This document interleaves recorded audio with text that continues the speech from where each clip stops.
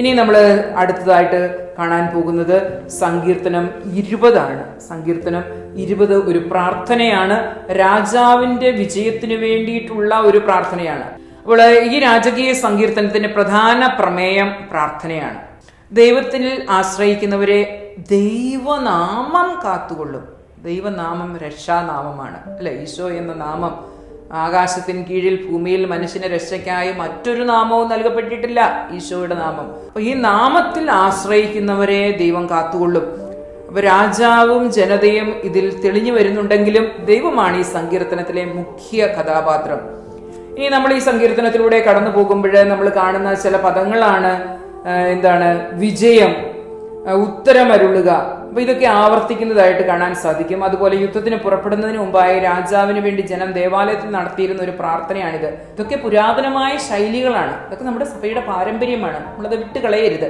അപ്പോൾ നമ്മൾ പല അവസരങ്ങളിൽ, വിശേഷ അവസരങ്ങളിലൊക്കെ ഇങ്ങനെ ദേവാലയത്തിൽ ഇരുന്ന് അധികാരികൾക്ക് വേണ്ടി, സഹോദരങ്ങൾക്ക് വേണ്ടിയൊക്കെ പ്രാർത്ഥിക്കുന്ന മാതൃകകൾ നമ്മൾ വീണ്ടെടുക്കണം. എവിടെയെങ്കിലും ശോഷണം ഭവിച്ചിട്ടുണ്ടെങ്കിൽ രാജാവ് പ്രാർത്ഥിക്കേണ്ടതിന്റെ ആവശ്യകത എന്താണെന്നും ഈ സങ്കീർത്തനത്തിൽ വ്യക്തമാക്കുന്നുണ്ട്.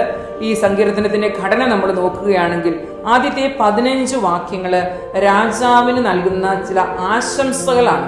ഈ സങ്കീർത്തനത്തിന്റെ പശ്ചാത്തലം നമ്മൾ നോക്കുകയാണെങ്കിൽ ഒരു യുദ്ധത്തിൽ രാജാവിനെ സംരക്ഷിക്കുകയും അവന് വിജയം നൽകണമേയും എന്ന പ്രാർത്ഥനയാണ്. കഷ്ടകാലത്ത് കർത്താവ് നിന്റെ പ്രാർത്ഥന കേൾക്കട്ടെ, അതൊരു പ്രാർത്ഥനയാണ്. യാക്കോബിന്റെ ദൈവത്തിന്റെ നാമം നിന്നെ സംരക്ഷിക്കട്ടെ, അത് മറ്റൊരു പ്രാർത്ഥനയാണ്.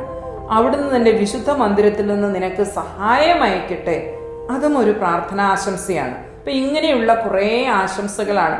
നിന്റെ വഴിപാടുകൾ അവിടുന്ന് ഓർക്കുമാറാകട്ടെ, അവിടുന്ന് സംപ്രീതനാകട്ടെ, നിന്റെ ഹൃദയാഭിലാഷം സാധിച്ചു തരട്ടെ, നിന്റെ ഉദ്യമങ്ങൾ സഫലമാകട്ടെ. 5-ാം വാക്യം നോക്കി, നിന്റെ വിജയത്തിൽ ഞങ്ങൾ ആഹ്ലാദിക്കും. അപ്പൊ ആദ്യത്തെ 4 വാക്യങ്ങളും നല്ല പ്രാർത്ഥനയാണ്, നല്ല കാവ്യാത്മകമായ പ്രാർത്ഥന. ഇനി ദൈവനാമത്തിന്റെ ശക്തിയെ ഈ സങ്കീർത്തനം ഉയർത്തി കാണിക്കുന്നുണ്ട്. ദൈവത്തിന്റെ നാമം ശക്തിയും കരുത്തുമാണ്. അവിടുത്തെ നാമം വിളിച്ചപേക്ഷിക്കുന്നവരെ അവിടുന്ന് സംരക്ഷിക്കുന്നു. 91-ാം സങ്കീർത്തനത്തിൽ അതാണല്ലോ പറയാ, അത്യുന്നതന്റെ സംരക്ഷണം. അതിനകത്ത് പ്രത്യേകിച്ച് 14-ാം വാക്യവും 15-ാം വാക്യവും ഇങ്ങനെയാണ് പറയുക, അവൻ എന്റെ നാമം അറിയുന്നത് കൊണ്ട് ഞാൻ അവനെ സംരക്ഷിക്കും, പിന്നെ അവന്റെ കഷ്ടതയിൽ ഞാൻ ചേർന്ന് നിൽക്കും, ഞാൻ അവനെ മോചിപ്പിക്കും. ഇതൊക്കെ അത്യുന്നതന്റെ സംരക്ഷണം എന്നുള്ള സങ്കീർത്തനത്തിലെ വാക്യങ്ങളാണ്. ഇനി ഒരു ഭരണാധികാരിക്ക് വേണ്ടി ജനം വളരെ തീഷ്ണതയോടുകൂടെ പ്രാർത്ഥിക്കുന്നതാണ് ഈ സങ്കീർത്തനത്തിൽ നാം കാണുക. രാജാവിലൂടെയാണ് ദൈവം തങ്ങൾക്ക് സമൃദ്ധമായ കൃപ നൽകുന്നതെന്ന് അവർ വിശ്വസിച്ചിരുന്നു. പൗലോസ്ലീഹ റോമാലേഖനത്തിൽ പറയുന്നത് പോലെ ദൈവത്തിൽ നിന്നല്ലാതെ അധികാരം ഒന്നുമില്ല. അധികാരം ദൈവഹിത പ്രകാരമാകുമ്പോൾ ജനഹൃദയങ്ങളിൽ അവർക്ക് സ്ഥാനം ലഭിക്കും. ഒരു അധികാരിയെ ജനം മാനിക്കണമെങ്കിൽ അവരുടെ ഹൃദയത്തിൽ ദൈവം ഉണ്ടാകണം, അല്ലെങ്കിൽ അവരുടെ പെരുമാറ്റങ്ങൾ ദൈവഹിത പ്രകാരമാകണം. അങ്ങനെ ആകുമ്പോൾ ജനത്തിന് അധികാരത്തോട് ബഹുമാനം വർദ്ധിക്കും. അപ്പം ദൈവം നിയോഗിക്കുന്ന ഭരണാധികാരികൾക്ക് വേണ്ടുന്ന കൃപകൾ ലഭിക്കുവാനായി ജനവും പ്രാർത്ഥിക്കേണ്ടതാണ്. ഇപ്പോൾ ഭരണാധികാരികൾക്ക് വേണ്ടുന്ന കൃപകൾ ലഭിക്കുവാനായി ജനം പ്രാർത്ഥിക്കണം. ആഡംബരം, അഹങ്കാരം, ക്രൂരത, അധികാര ദുർവിനിയോഗം, സമ്പത്ത് കുന്നുകൂട്ടൽ മുതലായ പ്രവണതകളെല്ലാം അധികാരികൾ ചെറുത്തു തോൽപ്പിക്കാൻ ദൈവകൃപകൾ അവരിലേക്ക് ചൊരിയപ്പെടാൻ നാം പ്രാർത്ഥിക്കണം. പൗലോസ്ലീഹ തിമോത്തിയോസിന് എഴുതിയ 1-ാം ലേഖനത്തിൽ ഇത് നമ്മളെ ഓർമ്മിപ്പിക്കുന്നുണ്ട്. 1-ാം ലേഖനത്തിന്റെ 2:12 എല്ലാ ഭക്തിയിലും വിശുദ്ധിയിലും ശാന്തവും സമാധാനപൂർണവുമായ ജീവിതം നയിക്കാൻ നമുക്ക് ഇടയാകത്തക്ക വിധം രാജാക്കന്മാർക്കും ഉന്നത സ്ഥാനീയർക്കും വേണ്ടി മധ്യസ്ഥ പ്രാർത്ഥനകളും ഉപകാര സ്മരണകളും അർപ്പിക്കണമെന്ന് സ്ലീഹ ഓർമ്മിപ്പിക്കുകയാണ്. അപ്പൊ അതുകൊണ്ട് ഈ സങ്കീർത്തനം നമുക്ക് നൽകേണ്ട വലിയ ഒരു ഉപദേശം ഇതാണ്: നമ്മുടെ അധികാരികൾക്ക് വേണ്ടി നാം പ്രാർത്ഥിക്കണം. അപ്പൊ പ്രാർത്ഥനയുടെ നല്ല ഒരു മാതൃക, ഒരു ആവശ്യകത നമുക്ക് ഈ സങ്കീർത്തനത്തിൽ കണ്ടെത്താൻ സാധിക്കണം. അപ്പൊ ഇത് പഠിച്ചതുകൊണ്ട് നിങ്ങൾ ഇതിന്റെ ആദ്യത്തെ 5 വാക്യങ്ങളെ മാതൃകയാക്കി നല്ല പ്രാർത്ഥനകൾ നമ്മൾ ചെയ്യണം. അപ്പൊ പ്രാർത്ഥിക്കാൻ അറിയാൻ പാടില്ലാത്തവര് ഈ പുസ്തകത്തിലെ ഈ വാക്യങ്ങൾ പ്രാർത്ഥിച്ചാൽ മതി. അവിടെ എൻ്റെ, നിന്റെ എന്നൊക്കെയുള്ളത് സങ്കീർത്തകന്റെ സ്ഥാനത്ത് നമ്മുടെ പേര് വെക്കുക, അല്ലെങ്കിൽ നമ്മൾ ആർക്ക് വേണ്ടി പ്രാർത്ഥിക്കുന്നു അവരുടെ പേര് വെക്കുക. അങ്ങനെയാണ് വചനത്തെ നമ്മൾ പ്രാർത്ഥനയാക്കി മാറ്റുക. അപ്പോൾ ഇത് എൻ്റെ സങ്കീർത്തനമായി മാറും, എൻ്റെ പ്രാർത്ഥനയായി മാറും. അപ്പൊ അങ്ങനെ ചെയ്യണമെന്ന് ഓർമ്മപ്പെടുത്തുകയാണ്.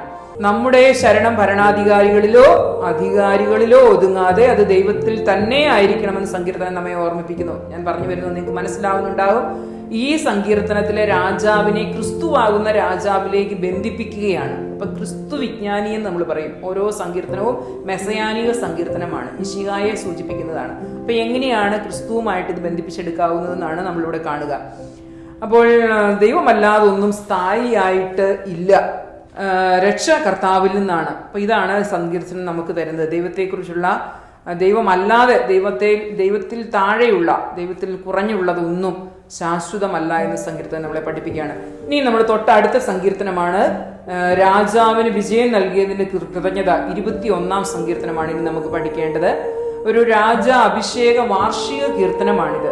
രാജ അഭിഷേക വാർഷിക കീർത്തനം, രാജാക്കന്മാരെ അഭിഷേകം ചെയ്തതിന്റെ വാർഷിക ദിനത്തില് ചെയ്ത ഒരു പ്രാർത്ഥനയായിട്ടാണ് ഇതിനെ കാണുന്നത്. അപ്പം ഇവിടെ 1 വാക്യം നിങ്ങൾ നോക്കിക്കൊള്ളുക.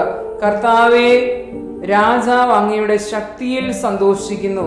അപ്പം യുദ്ധത്തിലൊക്കെ ജയിച്ച് രാജാവിന്റെ ഭരണത്തിന്റെ ഒക്കെ ശക്തി ജനങ്ങൾ അനുഭവിച്ചിട്ട് പറയുകയാണ്, അതിൽ ഞങ്ങൾ സന്തോഷിക്കുന്നു. അവന്റെ ശിരസിൽ തങ്ക കിരീടം അണിയിച്ചു. അപ്പൊ ഈ രാജകീയ സങ്കീർത്തനം ത്തിലെ പ്രതിപാദ്യം രാജാവിന്റെ പ്രവർത്തനങ്ങളാണ് ഇതിനകത്ത് വർണ്ണിച്ചിരിക്കുക. രാജാവിന് വിജയം നൽകിയതിലൂടെ കൃതജ്ഞതയാണ്. അതേസമയം രാജാവിന്റെ അഭിഷേകത്തിന് വാർഷികത്തിൽ ദൈവം അദ്ദേഹത്തിന് നൽകിയ അനുഗ്രഹങ്ങളെയും നൽകാനിരിക്കുന്ന നന്മകളെയും ഓർത്ത് നന്ദി പറയുകയാണ്. രാജാവിനോടുള്ള വ്യക്തിപരമായ ഒരു ബന്ധവും ദൈവത്തോട് അതിലേറെ അടുപ്പവുമുള്ള ഒരു വ്യക്തിയാണ് ഈ സങ്കീർത്തനം എഴുതിയിരിക്കുന്നത്. കാരണം ഇത്ര അധികമായിട്ട് ഒരു നല്ല വാക്യങ്ങളൊക്കെ ഉപയോഗിക്കണമെങ്കിൽ അല്ലെ, നിന്റെ ശിരസിൽ തങ്ക കിരീടം അണിയിച്ചത് സമൃദ്ധ അനുഗ്രഹങ്ങളായിട്ട് വളരെ രാജാവിനോട് അടുപ്പമുണ്ട്, അതുപോലെ ദൈവത്തിനോട് അടുപ്പമുള്ളതുണ്ട്. വളരെ ഹൃദയംഗമമായ ഒരു ആശംസയും പ്രാർത്ഥനയും ഒക്കെയാണ് നമ്മളിതിൽ കാണുക. ഇനി സങ്കീർത്തനത്തിന്റെ ആദ്യ വരിയിലും അവസാന വരിയിലും ദൈവത്തിന്റെ ശക്തിയെ, മധ്യഭാഗത്ത് ദൈവത്തിന്റെ കരുണയെയുമാണ് പരാമർശിക്കുക. ഇനി ഈ സങ്കീർത്തനത്തിന്റെ ആദ്യത്തെ വാക്യമാണ് അതിന്റെ ആമുഖവാക്യം. പിന്നെ 26 രാജാവിനുള്ള ദൈവികത, 21 മുതൽ 26 വരെയുള്ള വാക്യങ്ങളില് നമുക്ക് രാജാവിനുള്ള ദൈവിക ദാനങ്ങളെയൊക്കെ എടുത്ത് പ്രകീർത്തിക്കുന്നത് കാണാൻ സാധിക്കും. അതുപോലെ രാജാവ് ദൈവത്തിലാണ് ആശ്രയിക്കുന്നത്, ശത്രുക്കളുടെ മേലുള്ള ദൈവത്തിന്റെ ന്യായവിധി, പിന്നെ അതിന് അവസാനം ഒരു ഉപസംഹാരം. ഇങ്ങനെ 13 വാക്യം അതിന്റെ ഉപസംഹാരമാണ്. 1 വാക്യം ആമുഖവും 13 വാക്യം ഉപസംഹാരവും. അങ്ങയുടെ ശക്തിയിൽ അങ്ങ് മഹത്വപ്പെടട്ടെ, അങ്ങയുടെ ശക്തി പ്രഭാവത്തെ ഞങ്ങൾ പാടി പുകഴ്ത്തുമെന്നാണ് 13 വാക്യം. അപ്പോൾ രാജാവ് ദൈവത്തിൽ സന്തോഷിക്കുന്നതും അവിടുത്തെ സഹായത്തിൽ ആഹ്ലാദിക്കുന്നതുമാണ് ഇവിടുത്തെ വർണ്ണന. തുടർന്ന് രാജാവിലേക്ക് പരോക്ഷമായ ദൈവജനത്തിലേക്ക് ദൈവം വർഷിച്ച നിരവധി നന്മകളെ എണ്ണി എണ്ണി പറയുകയാണ്. യുദ്ധത്തിൽ വിജയം നൽകുന്നത് ദൈവിക ശക്തിയാണ്. ദൈവിക ഭരണത്തിന്റെ പ്രതിനിധി മാത്രമാണ് രാജാവ്. അതിനാൽ രാജാവിന്റെ ആശ്രയവും ദൈവത്തിന്റെ കരുണയാണ്. അപ്പം ദൈവത്തിന്റെ കരുണയിലാണ് രാജാവ് ആശ്രയിക്കുക. ഇപ്പം 7ാമത്തെ വാക്യം നിങ്ങൾ നോക്കിയാൽ കാണാം, രാജാവ് കർത്താവിൽ വിശ്വസിച്ച് ആശ്രയിക്കുന്നു, അത്യുന്നതന്റെ കാരുണ്യം നിമിത്തം അവൻ നിർഭയനായിരിക്കും. അപ്പൊ നമ്മൾക്കും ഇതുപോലെ ആയിരിക്കണം പറയാം. നിങ്ങൾ ഓരോരുത്തരും നിങ്ങളുടെ പേര് വെച്ച് പറയുക, അനിറ്റ് കർത്താവിൽ വിശ്വസിച്ച് ആശ്രയിക്കുന്നു, അത്യുന്നതന്റെ അനന്ത കാരുണ്യ നിമിത്തം അനിറ്റ് നിർഭയായിരിക്കും. അപ്പൊ ഇങ്ങനെ ഈ സങ്കീർത്തനത്തിൽ നമ്മളുടെ പേര് ചേർത്ത് നമ്മളുടേതാക്കി വായിക്കണം. എൻ്റെ എന്ന് പറഞ്ഞ്. അപ്പോൾ അങ്ങനെ വരുമ്പോഴാണ് അങ്ങയുടെ സാന്നിധ്യത്തിന്റെ സന്തോഷം കൊണ്ട് എന്നെ ആനന്ദിപ്പിച്ചു. അതൊന്ന് അനുഭവിക്കണം, രുചിച്ച്. അങ്ങയുടെ കർത്താവിന്റെ സാന്നിധ്യത്തിന്റെ, ഇല്ലേ, അവൻ പറഞ്ഞില്ലേ കൂടെയുണ്ട്, ഭയപ്പെടേണ്ട.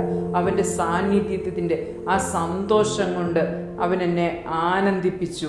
അതൊന്ന് അനുഭവിക്കണം. അപ്പോൾ ഈ സങ്കീർത്തനം എടുത്തു വെച്ച് നിങ്ങൾ വായിച്ചിട്ട് ഈ ദിവസങ്ങളിലെങ്കിലും വളരെ പ്രത്യേകമായിട്ട് ഈ പറഞ്ഞ സങ്കീർത്തനങ്ങളിലൂടെ കടന്നുപോയി ഈ സങ്കീർത്തനങ്ങളിലെ ദൈവാനുഭവം, സങ്കീർത്തകന്റെ ദൈവാനുഭവം നമ്മുടെ ദൈവാനുഭവമാക്കി മാറ്റുക. അപ്പോഴാണ് നമ്മൾ പ്രാർത്ഥനയിൽ വളരുക. ഈശോ ഈ സങ്കീർത്തനം പ്രാർത്ഥിച്ചു. ഈശോയുടെ പ്രാർത്ഥനയായിരുന്നു. കുരിശിൽ കിടന്നുകൊണ്ട്, അതുകൊണ്ടാണല്ലോ ഈശോ പറയുന്നത്, സങ്കീർത്തനമല്ലേ പറഞ്ഞത്, എൻ്റെ ആത്മാവിനെ അങ്ങയുടെ കരങ്ങളിൽ സമർപ്പിക്കുന്നു, എൻ്റെ ആത്മാവിനെ അങ്ങയുടെ കരങ്ങളിൽ സമർപ്പിക്കുന്നു എന്ന് പറഞ്ഞ് കിടന്നുറങ്ങാനായിട്ട് ഈശോയെ ആര് പഠിപ്പിച്ചിരുന്നു? പരിശുദ്ധ അമ്മ പഠിപ്പിച്ചിരുന്നു. ഈശോ അത് പ്രാർത്ഥിച്ചിരുന്നു. അതുകൊണ്ട് അവസാനമായി കണ്ണടയ്ക്കുന്നതിന് തൊട്ടു മുമ്പ്, അല്ലെങ്കിൽ ജീവൻ വേർപെടുന്നതിന് തൊട്ടു മുമ്പും ഈശോ പറഞ്ഞു, പിതാവേ, അങ്ങയുടെ കരങ്ങളിൽ എൻ്റെ ആത്മാവിനെ സമർപ്പിക്കുന്നു. അപ്പം നല്ല മരണത്തിനൊക്കെ ആയിട്ട് നമ്മൾ പ്രാർത്ഥിക്കുന്നവരാണ്. നമ്മൾ ഈ പ്രാർത്ഥനകൾ, സങ്കീർത്തനങ്ങൾ നമ്മളുടേതാക്കി മാറ്റണം. അപ്പോൾ അതാണ് എനിക്ക് പ്രത്യേകമായിട്ട് ഇതിൽ നിന്ന് പറയാനുള്ളത്. സങ്കീർത്തനം കേട്ടു പോയിട്ട് കാര്യമില്ല, പഠിച്ച് കുറേ വിശദീകരണങ്ങൾ കേട്ടിട്ടും കാര്യമില്ല. ഈ സങ്കീർത്തനത്തിൽ മറഞ്ഞിരിക്കുന്ന ദൈവാനുഭവം എൻ്റെ ദൈവാനുഭവം ആക്കി എടുക്കുമ്പോഴേ സങ്കീർത്തനം എൻ്റേതാവുകയുള്ളൂ, സങ്കീർത്തനം എൻ്റെ പുസ്തകമാകുകയുള്ളൂ. ഹൃദയം തൊട്ട് പ്രാർത്ഥിക്കണം. അപ്പോൾ 21-ാം സങ്കീർത്തനം ഒരു രാജകീയ സങ്കീർത്തനമാണെന്ന് നമ്മൾ കണ്ടു കഴിഞ്ഞു. ഇനി ഇവിടെ രാജാവിന് ദൈവം നൽകുന്ന 4 അനുഗ്രഹങ്ങളെ വിവരിക്കുന്നുണ്ട്. അത് ഏതൊക്കെയാണെന്ന് നോക്കാം. ഒന്ന് നമ്മൾ കണ്ടതാണ്, തങ്ക കിരീടം ചാർത്തി. 3-ാം വാക്യത്തിൽ നിങ്ങൾ നോക്കിയാൽ കാണാം. കിരീടം ചാർത്തൽ അധികാരം നൽകുന്നതിന്റെ അടയാളമാണ്. രാജാവിന്റെ അധികാരം ദൈവദാനമാണെന്നാണ് ഇവിടെ വ്യക്തമാക്കുക. ഇനി 2ാമത്തെ അനുഗ്രഹം എന്ന് പറയുന്നത് രാജാവിന്റെ ജീവൻ ദൈവം നീട്ടിക്കൊടുക്കുന്നു. അപ്പോൾ നമ്മൾ ഇത് കാണുന്നുണ്ട്. ദൈവം സോളമനോട് ചോദിക്കുന്നുണ്ട്, നിനക്ക് എന്ത് വേണം? അപ്പൊ ചോദിക്കുമ്പോൾ സോളമൻ പറയുന്നത് തനിക്ക് സോളമൻ പറഞ്ഞത് ജ്ഞാനം വേണമെന്നാണ്. ഹെസക്കിയായോടും ചോദിക്കുമ്പോൾ ഹെസക്കിയായും പറയുന്നത് എന്താണ്? ജീവിതം നീട്ടിക്കിട്ടണമെന്ന് യാചിച്ചു. നിത്യതയിലേക്ക് ജീവിച്ച ഏക രാജാവ് ക്രിസ്തുവാണ്. അപ്പം രാജാവിന്റെ ജീവൻ ദൈവം നീട്ടിക്കൊടുക്കുന്നുണ്ട്. പക്ഷെ അവർക്കൊക്കെ ഒരു മരണമുണ്ടായിരുന്നു. എന്നാൽ ഈ സങ്കീർത്തനത്തെ മെസ്സയാനി സങ്കീർത്തനമായിട്ടും ഈ സങ്കീർത്തനത്തിലെ രാജാവിനെ ക്രിസ്തുവായിട്ടും നമ്മൾ കാണുമ്പോൾ നമുക്ക് മനസ്സിലാകും, യഥാർത്ഥത്തിൽ നിത്യതയിലേക്ക് ജീവൻ നീട്ടിക്കിട്ടിയവനും ആരെയുള്ളൂ? ക്രിസ്തുവേ ഉള്ളൂ. മറ്റു രാജാക്കന്മാരെല്ലാം മരിച്ചവരാണ്. ഇനി 3ാമത്, രാജാവിന് മേൽ ദൈവം മഹത്വം, തേജസ്, പ്രതാപം ഇതൊക്കെ ചൊരിയുന്നു. പൊതുവെ ദൈവത്തിന്റെ സവിശേഷതകളാണ് ഇതൊക്കെ. ദൈവ തേജസ്, ദൈവ മഹത്വം, ദൈവത്തിന്റെ പ്രതാപം, ഇതൊക്കെ ഈ സങ്കീർത്തനത്തില് ഞാൻ ഓരോന്നും എടുത്ത് വായിക്കുന്നില്ല, അങ്ങനെ കാണാം. ഇനി 4ാമത്, തന്റെ മുഖപ്രസാദം കൊണ്ട് രാജാവിനെ ആനന്ദിപ്പിച്ചു. അപ്പം ദൈവ മഹത്വം നൽകി, മുഖപ്രസാദം നൽകി, കിരീടമണിയിച്ചു, പിന്നെ ജീവൻ നീട്ടിക്കൊടുത്തു. ഇതൊക്കെയാണ് രാജാവിന് ദൈവം നൽകിയിട്ടുള്ള പ്രധാനപ്പെട്ട 4 അനുഗ്രഹങ്ങൾ. ദൈവത്തിന്റെ സൗഹൃദമാണ് രാജാവിന്റെ ഏറ്റവും വലിയ അനുഗ്രഹം. ഈ അനുഗ്രഹവും ദൈവവുമായുള്ള ഉറ്റബന്ധത്തിലാണ്. ഇനി വാക്യം 7 നിങ്ങളൊന്ന് ശ്രദ്ധിക്കുകയാണെങ്കിൽ രാജാവിന്റെ നിർഭയത്വം കാരുണ്യത്തിലാണ്. ശത്രുക്കൾക്ക് നാശത്തിന് കാരണമാകുന്നു, അതേസമയം രാജാവിന് ആനന്ദ കാരണമാകുന്നു. എന്താണ്? ദൈവത്തിന്റെ സന്ദർശനം. ദൈവത്തിന്റെ സന്ദർശനം അങ്ങേ 9ാമത്തെ വാക്യമാണ്, നിങ്ങൾ ശ്രദ്ധിക്കുക. അങ്ങയുടെ സന്ദർശന ദിനത്തിൽ അവരെ എരിയുന്ന ചൂള പോലെയാകും. അവരെന്ന് ഉദ്ദേശിക്കുന്നത് ശത്രുക്കളാണ്. അപ്പോൾ ശത്രുക്കൾക്ക് രാജാവിന്റെ സന്ദർശനം നാശകാരണമാണ്. ദൈവത്തിന്റെ സാന്നിധ്യം രാജാവിന് ആനന്ദകരവുമാണ്. ദൈവീയ കാരുണ്യം രാജാവിന്റെ രാജഭരണ ദിനങ്ങളെ അനുഗ്രഹീതമാക്കുമെന്ന് പറയുന്നു. ഇനി ഇതിന്റെ ഉപസംഹാര വാക്യം അവിടുത്തെ ശക്തിയെയും അവിടുത്തെ യുദ്ധവീര്യത്തെയും പുകഴ്ത്തിക്കൊണ്ടാണ്. അതായത് ദൈവം സമുന്നത ദൈവമാണ്, രാജാവിന്റെയും ജനത്തിന്റെയും ഭാവി ദൈവകരങ്ങളിലാണ് എന്ന് പറഞ്ഞ് അവസാനിപ്പിക്കുകയാണ്. ഇനി ഇതിനകത്ത് നമ്മൾ കൂടുതലും ക്രിസ്തുവിനെ കേന്ദ്രീകരിച്ച് ചിന്തിക്കുകയാണെങ്കിൽ രാജാവിന് ദൈവം നൽകുന്ന ഒരു നിത്യത ക്രിസ്തു എന്ന രാജാവിലല്ലാതെ മറ്റാരിലും പൂർണ്ണമായിട്ട് നമ്മൾ കാണുന്നില്ല. 21-ാം സങ്കീർത്തനത്തിലും ദൈവസാദൃശ്യം ഇസ്രായേലിലെ ഒരു രാജാവിലും പൂർത്തിയായിട്ട് കാണുന്നില്ല. അതായത് ഈ സങ്കീർത്തനത്തിലൂടെ കടന്നു പോകുമ്പോൾ കാണുന്ന ഒരു രാജാവിനെ കുറിച്ചുള്ള വർണ്ണനയുടെ പൂർണ്ണത നമുക്ക് ആ ഇസ്രായേലിലെ ദാവീദിലോ സാമൂലിലോ ഒന്നും കാണാൻ പറ്റിയിട്ടില്ല. മറിച്ച് ക്രിസ്തുവിലാണ് കാണാൻ സാധിക്കുക. അതുകൊണ്ട് ഇതെല്ലാം ക്രിസ്തുവിനെ കുറിച്ചാണ് എഴുതപ്പെടുന്നത് നമുക്ക് പറയാൻ സാധിക്കും. മറ്റൊന്ന്, ഭൂമിയിലെ ഏതൊരു നേതാവിനുമുള്ള മനോഹരമായ പാഠമാണ് ഈ സങ്കീർത്തനം. ദൈവത്തിന്റെ ഭരണമാണ് ഓരോ നേതാവിലൂടെയും പുഷ്പിക്കേണ്ടത്. ജനങ്ങൾക്ക് ദൈവത്തെ ദർശിക്കാൻ നമ്മുടെ സാന്നിധ്യം കാരണമാകണം. അതാണ് ഈ സങ്കീർത്തനം നമ്മോട് പറയുന്നത്. അപ്പൊ നാം ദൈവത്തിന്റെ മുഖ കണ്ണാടികളായിട്ട് മാറണം. നമ്മെ കാണുന്നവർ ദൈവത്തെ കാണണം.